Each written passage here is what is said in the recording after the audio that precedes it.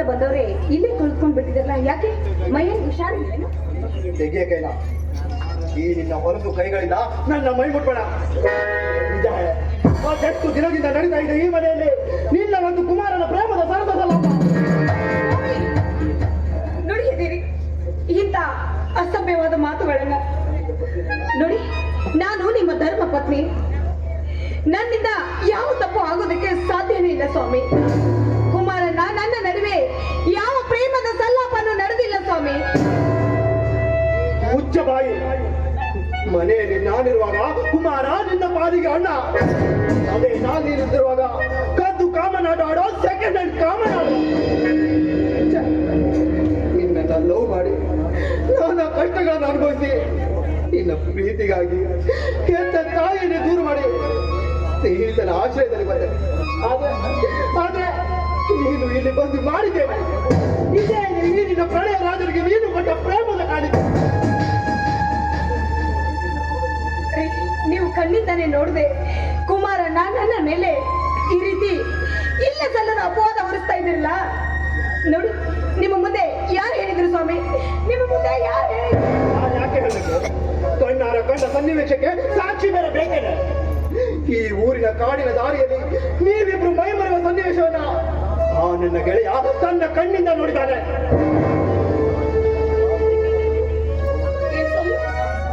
ಅವನೊಬ್ಬ ಲೋಫರ್, ಅವನೊಬ್ಬ ಲುಚ್ಚ. ನೋಡಿ, ಮಿತ್ರನ ಮಡದಿಯನ್ನೇ ಕಾಮನ ದೃಷ್ಟಿಯಿಂದ ನೋಡುವ ಪಾಪಿ ಅವನು.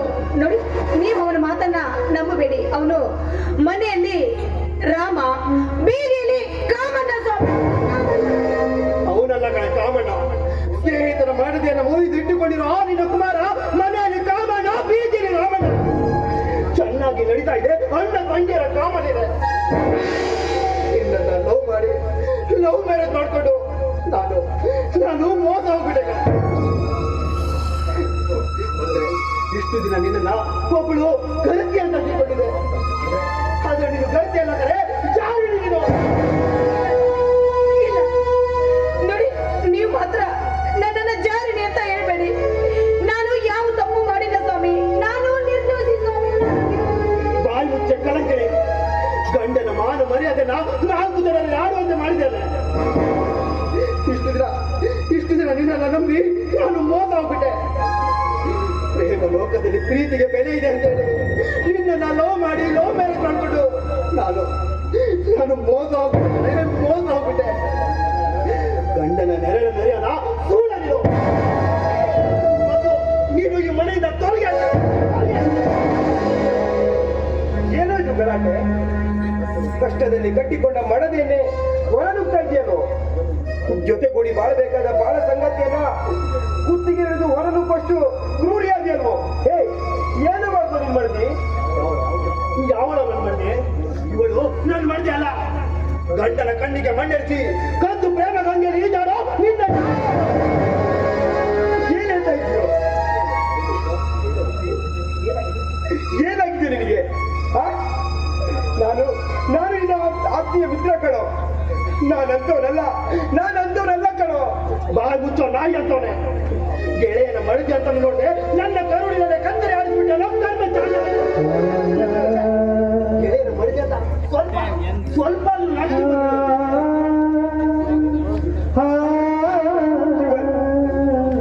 ಎಂತ ಬಂಡೆಗಳು ತಂದು ಎದೆ ಮೇಲೆ ಇಟ್ಟಲ್ವೋ?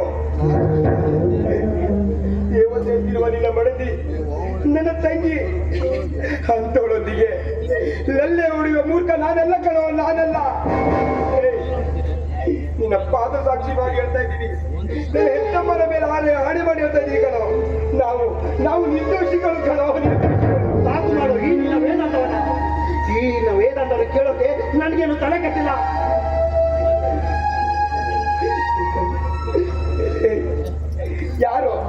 ಯಾರು ಈ ರೀತಿ ಹೇಳ್ಕೊಟ್ಟಿದ್ದ ನಿಮಗೆ? ನಾವಿಬ್ರು ಅಣ್ಣ ತಂಗಿ ಕಣೋ.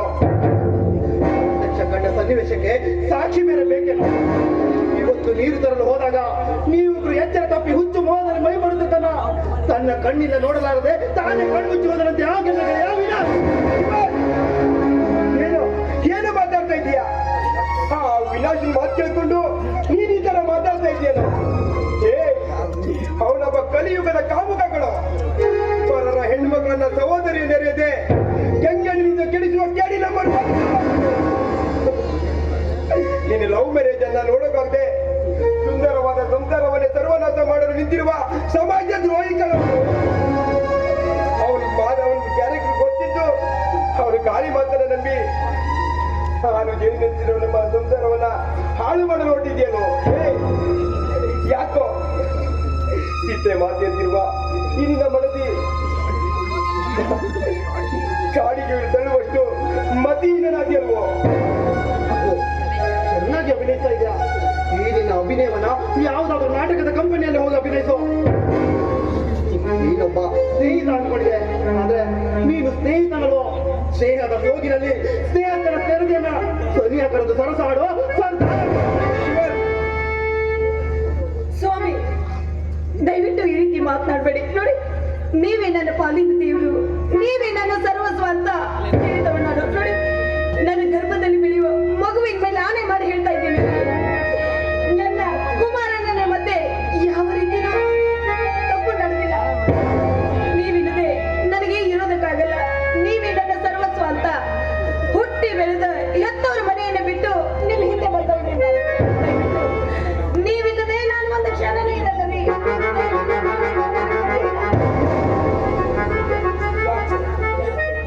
ಸರಿ ಆಚೆ ವಂಚಕೆ, ಆ ವಿನಾಶದ ಕಡೆ ಮಹಾಪಾಪಿ ನಿನ್ನನ್ನ ಇಟ್ಕೊಂಡಿರೋ ಈ ಕುಮಾರ ಇವನು. ಪಾಪಿಗಳು ಇರುವುದರಿಂದಲೇ ಬೆಳೆ ಬೆಳೆಯೋದಕ್ಕೆ ನೀರಿಲ್ಲದೆ ಭೂಮಿ ನೀರಿಲ್ಲದೆ ಬರಡಾಗಿ ಬಂದಿ ಹಾಕಬೇಕು. ಶಿವ ಮಿತ್ರನಾಗಿ ಮಿತ್ರನ ಮೇಲೆ ಕೈ ಹೊಡೆಯುವಷ್ಟು ವೀರನಾದ್ಯಲ್ವೋ? ಕೊಡೆ ಕೊಡೆ ಜೀವ ಕೊಡೆ, ನಿನಗೆ ಮನ ತೃಪ್ತಿಯಾಗುವವರೆಗೂ ಹೊಡೆ. ಆದ್ರೆ ನಿನಗಾಗಿ ಈ ನನ್ನ ತಂಗಿಗಾಗಿ ಸಹಿಸ್ಕೊಳ್ತೀನಿ ಕಣೋ. ಮಿತ್ರನಾಗಿ ಮಿತ್ರನ ಮಡದಿಯನ್ನ ಮೋಹಿಸುವಷ್ಟು ಹೇಳಿ ನಾನಲ್ಲ ಕಣೋ.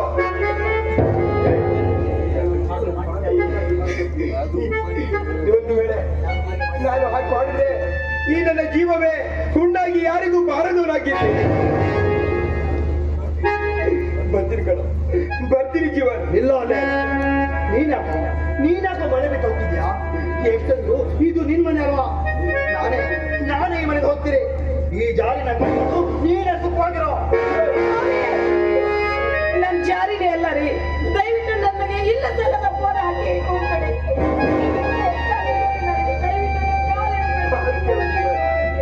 ಸರಿ ಆಚೆ.